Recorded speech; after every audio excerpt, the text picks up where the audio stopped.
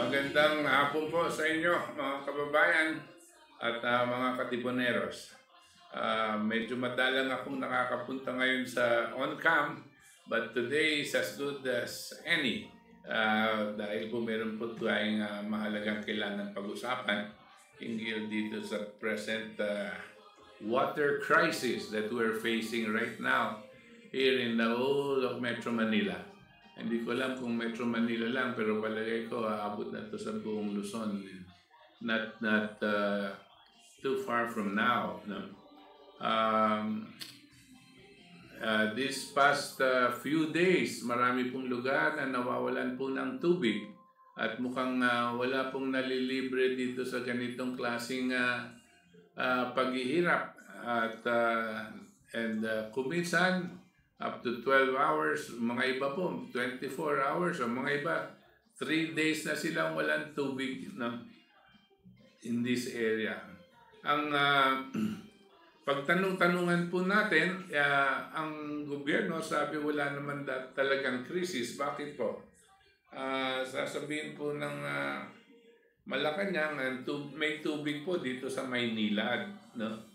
Ano po ba yung Maynilad? Yung mga ibang reservoirs na pinamumunuan po ng ating gobyerno sa pangangailangan po ng Metro Manila hinggil dito sa ating katubigan.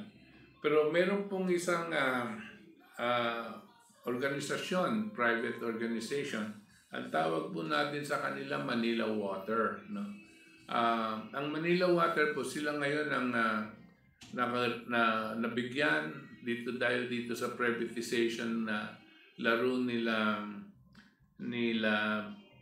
Fidel Ramos, no, at mga sumunod pang mga pangulo, no, sila Gloria Macapagal Arroyo. Ibinigay nila sa pribado sektor halos lahat po ng mga public utilities. Kasama na po dyan ang tubig. Huwag na muna natin pag-usapan yung kuryente. Isa pa pong masalimuot na sitwasyon dyan at very, very onerous and immoral situation happening in electricity. But exactly the same thing is happening dito po sa ating tubig. Ang culprit dito, is the private sector. Sino po ba itong may hawak ng Manila Water? Walang iba kundi sila Ayala. Mga oligarko po may hawak niyan, no? At yan po yung mga nagpapataas ng halaga ng ating binabayaran sa tubig. It seems that meron mga findings ngayon ng pag-iimbestiga na meron pong isang parte ng kanilang mga pumps yata, yung mga nagpa-pump po ng tubig sa iba-ibang lugar. Yung isang main pump nila, ang sabi nila nasira. At kung ano-anong reason, sabi nila talagang tagtuyot daw ngayon.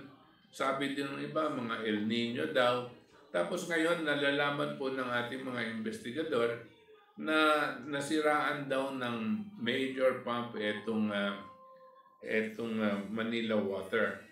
At nung itinatanong kung anong ginagawa nila tungkol dito, para pong nagtuturuan sila at wala pong nangyayari na emergency situation on the part of Manila Water to fix this situation, which led to the widespread suspicion na sinasadya po nila itong krisis na ito. Pag sinasadya po nila itong krisis na ito, gusto sabihin, meron at kung nangyayari ang pagsasadyang yan, galing po dito sa mga Ayala, galing po dito sa Manila Water, para pag sinasabotahin nila ang pagde-deliver ng tubig sa ating mga mamamayan, para umangal ang mga mamamayan at magkaroon sila ng pamamaraan para humingi ng kung ano-ano pang concession sa gobyerno. Para pong binablackmail ang gobyerno pagdating po dito. Yan, hindi po malayo ang pangyayaring yan dun sa nangyari noon tungkol sa kuryente. Kung natatandaan nyo, sunod-sunod po ang mga brownouts noon sa kuryente at nung mga 19 kailan ba to, mga panahon po ni Corazon Aquino, towards the end of Corazon Aquino at papasok na si Fidel Ramos. Sunod-sunod po ang brownouts, patay dito, ang mga ilaw, walang kuryente. Lahat po tayo, naghahanapan po tayo ng mga generator para mapaandar lang ang ating mga muebles. Excuse me. And lo and behold, of course, nagkaroon ng solusyon si Fidel Ramos. Sabi niya, kinakailangan ni-privatize na itong electricity, ibigay na natin sa pribado sector dahil hindi nakakayanan ng gobyerno at wala pong pera ang gobyerno para ayusin ang mga power generation systems po natin. Dito ako natatakot dahil nangyayari na naman to, baka ganito na naman ang gagawin sa atin ng mga pribado sektor. Gagawa sila ng paraan para masabotahe ang ating pangangailangan. And then afterwards, they go back to government and say, you know, the reason this is happening is because you're not paying us enough. And our rates are too low, so we have to increase our rates. No? That is very possible kasi ito pong mga tao, itong mga gani dito these oligarchies are greedy, no? And they know that the public would rather, of course, pay higher than die. No? And this is what KDP has always been pushing. Ako po personally, I've always been against the so-called PPP, no? Public-private partnership na tinatawag nila. And that was based on the premise that the government has no resources to be able to invest into infrastructure. This is plain bullshit. It's really bullshit. They create the conditions so that there's need for private sector to come in. Who is benefiting from here? Private sector and certain people in government, some senators, some congressmen, and sometimes even some that are already in the executive, yung mga members of the cabinet yan, no? Na magbibigay ng tawag dito, explanation sa ating presidente kung magtatanong siya, ano bang nangyayari? Sir, kailangan natin talagang mag-invest dito sa area ito, pero wala naman tayong i-invest, kailangan pumasok ang private sector dito, magbibigay silang investment, pero kailangan papayagan natin magtaas sila ng singil sa tubig. So this is what PPP means. No? Public utilities like energy, water, mass transit systems, healthcare, mga hospital, and telecommunication, no? Must benefit first because that's what it means. Public utilities must benefit the public first before the private sector. No? And it is not true that for infrastructure requirements, kinakailangan may private sector investment. Hindi po totoo yan.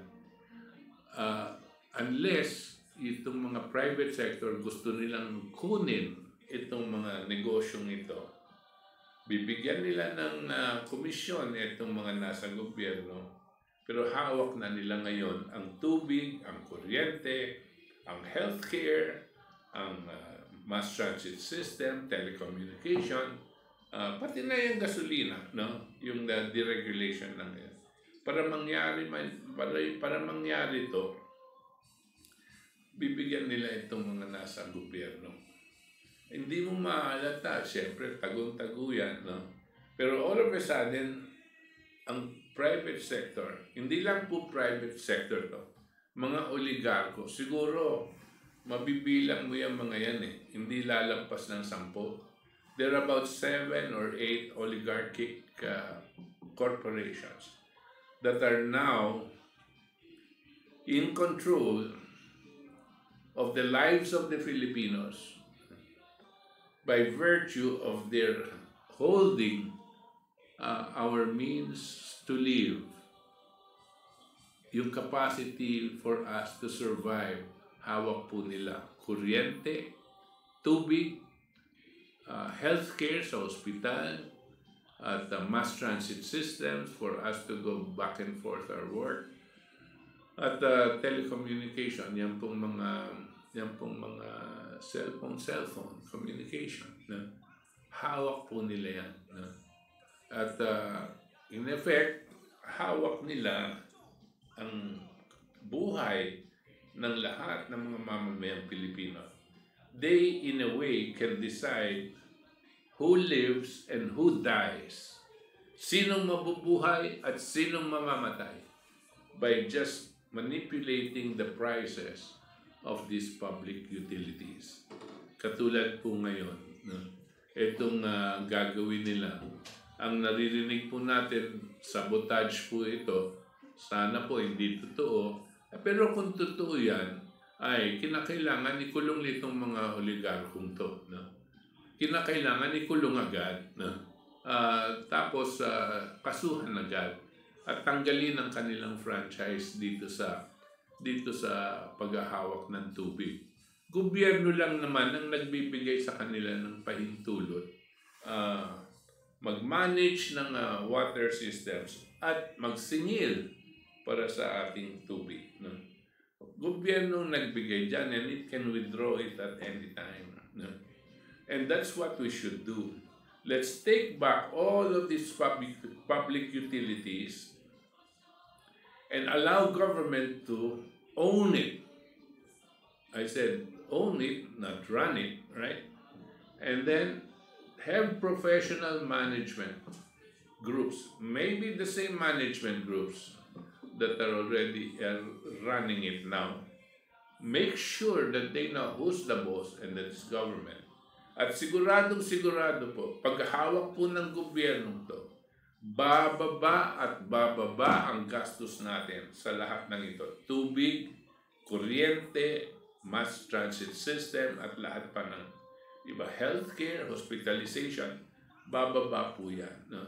Why? Because government rightfully takes it back from the private sector. Saan po papasok ang mga private sector? Saan po sila pupunta? Itong mga oligarkong to, kung meron silang pwede po natin itulak sila sa mga ibang areas ng investment na hindi, they don't have a direct effect on the day-to-day lives of our people. Unlike electricity, unlike water, direct impact on the lives of the people. Ano po itong mga papasukan nila? Kung ako po magsasuggest sa ating Pangulo, Mr. President, take them out of public utilities and put them in the industries that we need in process of agro-industrialization development program. Ipasok mo po sila sa steel industry. Gawaan po ng baka. The steel industry is a factory that makes factories. Bakal. Yan po. Excuse me. At ito pong iba, itong lagay mo sila sa fertilizer industry. Pasok nila lahat ng kanilang resources and investments sa manufacturing of fertilizer. Right now, we are importing most of our fertilizer. I'm sure we have the capability to manufacture them here. Let's go into it. Why? Because if we do not have to import much of our fertilizer, our cost of production for food is going to go down. Hindi po ba? Yan pong tubig, ba't po natin binibigay sa pribado sektor? Ito pong mga imbakan ng tubig, itong dams, all of the, from what I hear, ang Gat Dam, Ipo Dam, and all of these dams are now privately owned. And there are smaller ones that are privately owned. Bakit po? Kasi yung mga dam, they have power generators under them. Itong power generators ng dam na ay gumagawa po ng kuryente at kinakabit po yan dun sa grid. Para pong tubong lugaw ang ginagawa ng itong mga ito dahil binabayaran po natin ng mataas na halaga, pati na yung utang nila sa pinagkautangan para mabili nila yung dam, tayo ang nagbabayad. Sila sitting pretty lang, no? Dahil meron silang kontrata sa gobyerno. We have to stop this.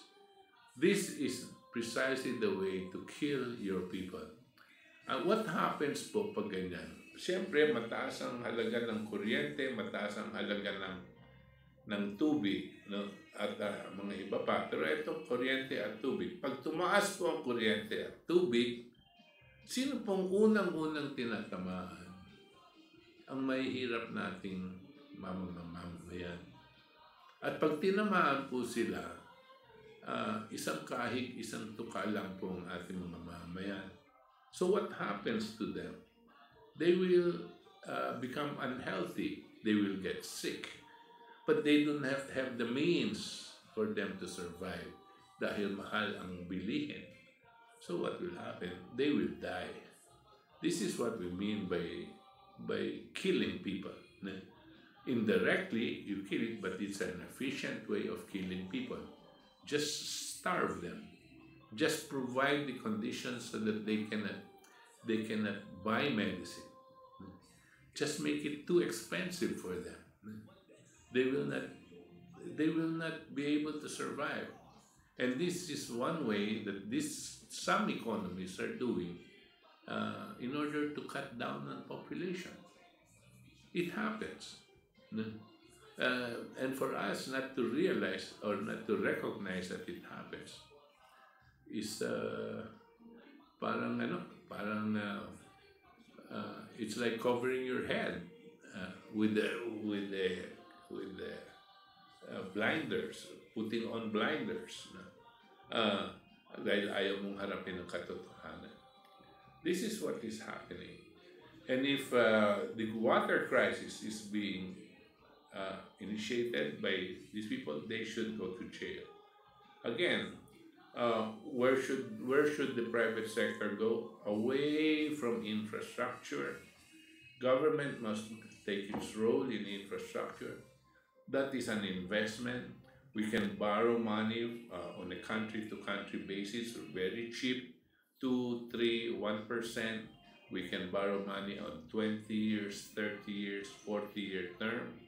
Move into water management programs, move into power generation programs, so that our people will be able to sustain their own life, and our government can start going into an agro-industrial development program.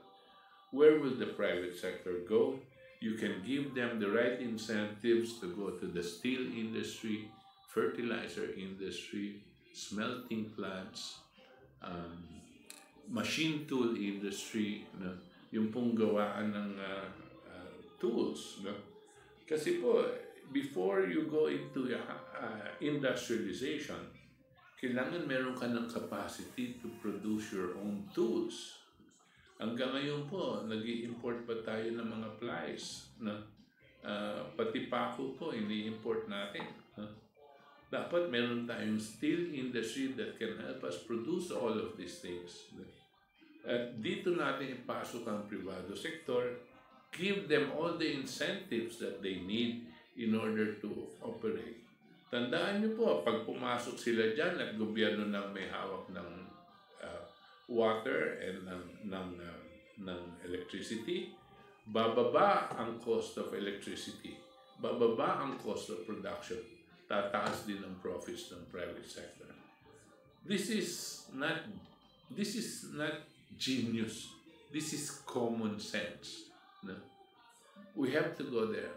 Meron mga iba, but on another light, if we go back to the water crisis, sabi ng mga iba, noon, noon po natin, I've been advocating this for some time.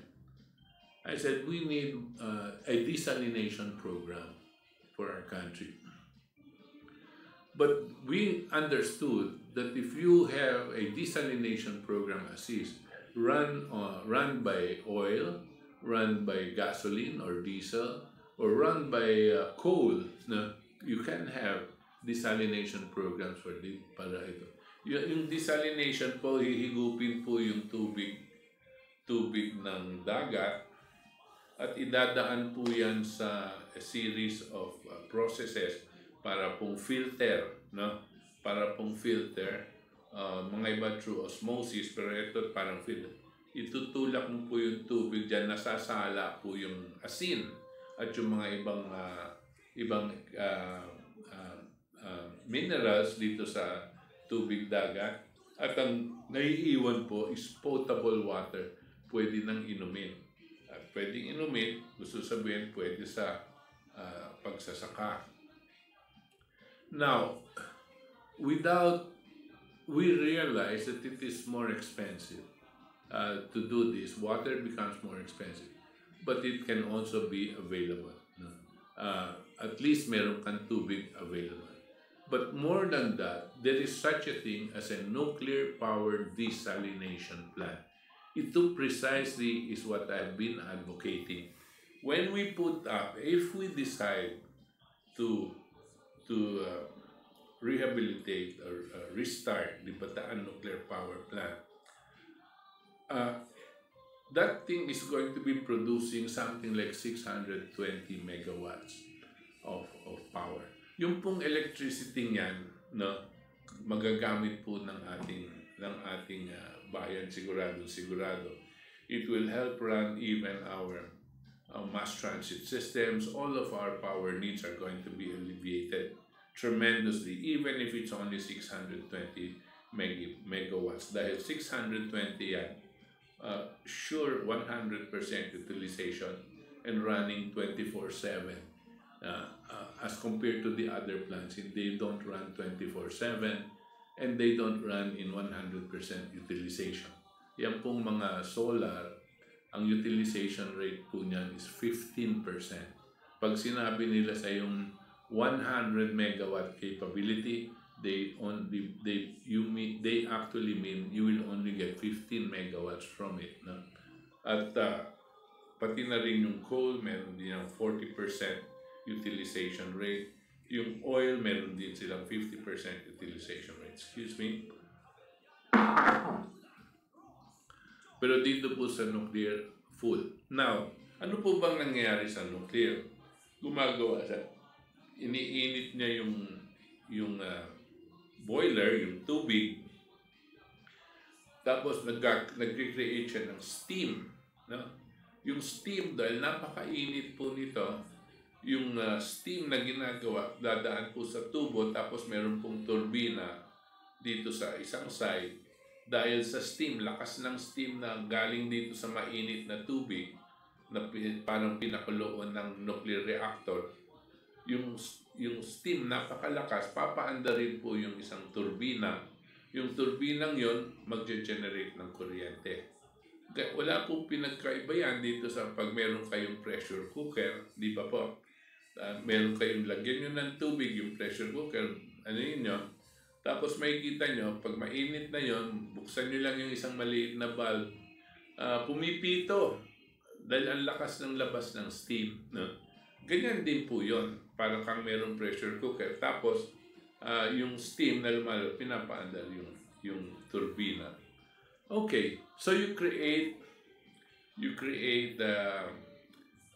tawag dito, electricity by that.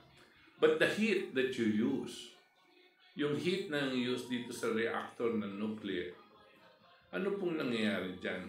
Para pakuluin lang po yun ng sobrang init, you only need 4%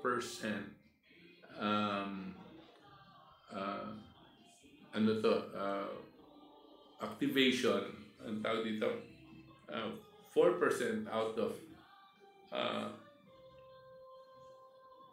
tema na, biglang nawala sa akin yung word. Ano yung 4%? Enrichment, that's right. Sorry po. 4% enrichment nung ano to, yung mineral. Ano na yung mineral ulit? na ano po tayo? Hindi, yung 4% enrichment nung uranium. Okay? Uranium po ang ating ginagawa. Yung uranium po, on its natural state, wala po, pwede mong hawakan nito, yung uranium.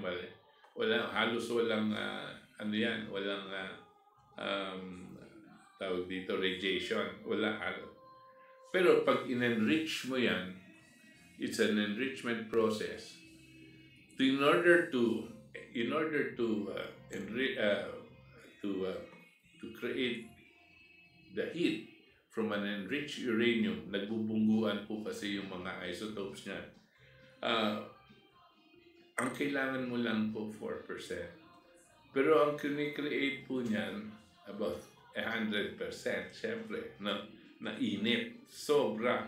Pero ang kailangan mong init, yun lang 4%.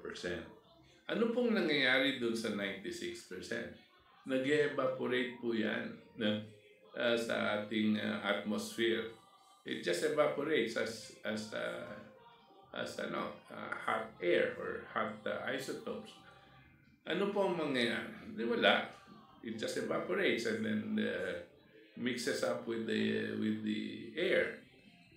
But yung pong IAEA, International Atomic Energy Agency, yan po yung namamahala ng mga nuclear power plants, have designed a modular setup of desalination plants. They have designed a module of this desalination that can produce up to 13 million gallons of water a day. What do they do with this module? They just attach it to the nuclear power plant, and then they get what would be otherwise expended or evaporated in the air.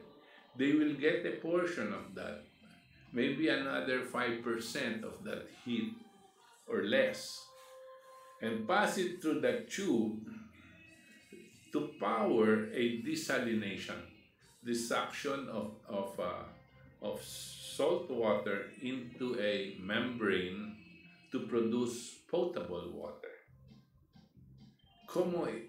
Because of the heat, you can power the capability to suck in the water is so strong, no, that you can produce millions of gallons of water a day from this method.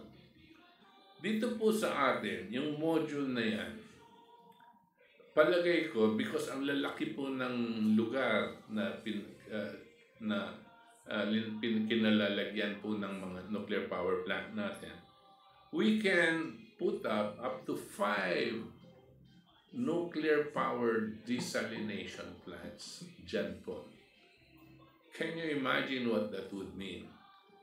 5 nuclear power desalination plants from there will produce at least 50 million gallons of potable water a day. At pag nagawa mo to, you just construct a canal that will go all the way into the farms of Central Luzon, sa Bataan, sa Zambales, sa Pampanga, sa Nueva Ecija, sa Bulacan, hanggang sa Tarlac, hanggang sa Pangasinan. Kaya po nito. 50 million gallons of potable water a day is like a whole river nag-create ka ng river para magkaroon ng ample water ang buong Central Luzon. What did we do? We created water from seawater. This is the capacity given to us because we have imagination and we know of science. Hindi na po tayo kinakailangan maghintay na bigyan tayo ng ulan ng Diyos. Katulad ng pong nangyayari ngayon, El Nino, o walang tubig dito, walang tubig dyan, dahil tagtuyot. So, pasensya, wala kang tubig. Pasensya din, wala kang ani. Pasensya din yung mga iba mong pangangalakal, ihinto. Mga businesses need a lot of water. Mas malaki pang gumamit ng tubig ang mga factories kaysa sa tao. No? We need a lot of water. Water is life. But here it is. You can create water through a nuclear power desalination. And I guarantee you it's going to be much, much cheaper than if you have desalinated water run by oil, run by gasoline, run by diesel, or by coal. This is what we can do. Now, we don't have this as an immediate solution. But more than 15 years ago, 20 years ago, we were talking about this already. We were pushing for the restart of the Bataan nuclear power plant, and maybe about 15 years ago, we were saying that we should construct nuclear power desalination plants in the same area because this is what we need in the future. Ano pong ginawa ng ating mga gobyerno? Wala. Kaya ngayon, pag sinabi ng Ayala, wala kayong tubig, pues wala kayong tubig. Sila na po ang may control sa buhay natin. Huwag tayong papayag dito. Let us take back our country from these oligarchs.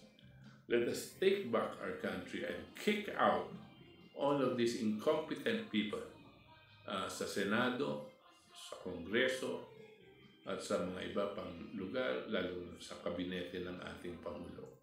Tulungan natin ang Pangulong Duterte. Ayusin ang ating bayan bago po mawala na tuloy-tuluyan si President Duterte. He only has 3 remaining years. It's a very short period with so much to do. But if we help him think it out, and if help him open his mind to all kinds of thinking like this, palagay ko, may ayos talaga natin ang ating bansa. Magandang hapon po sa inyong lahat. At hanggang sa susunod po, ako po si Butch Valdes. Huwag niyo pong kalilimutan, number 61 sa inyong balota. Butch Valdes. Salamat po.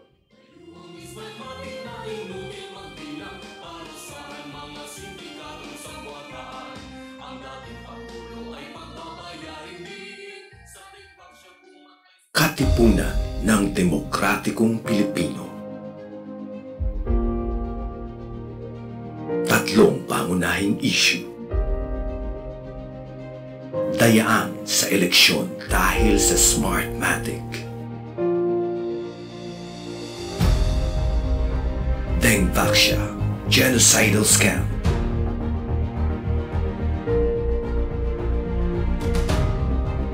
Mataas na halaga ng enerhiya, kuryente at tubig.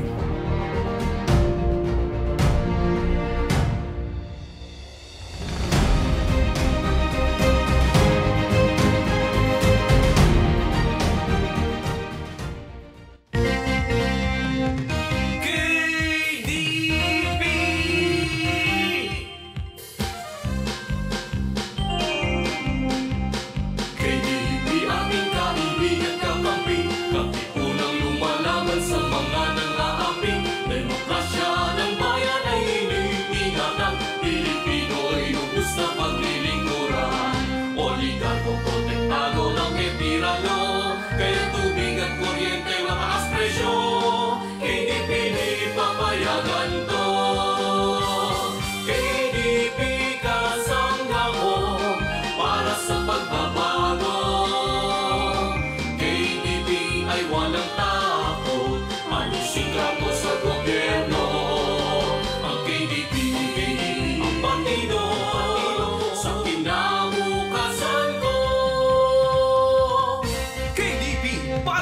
kinabukasan.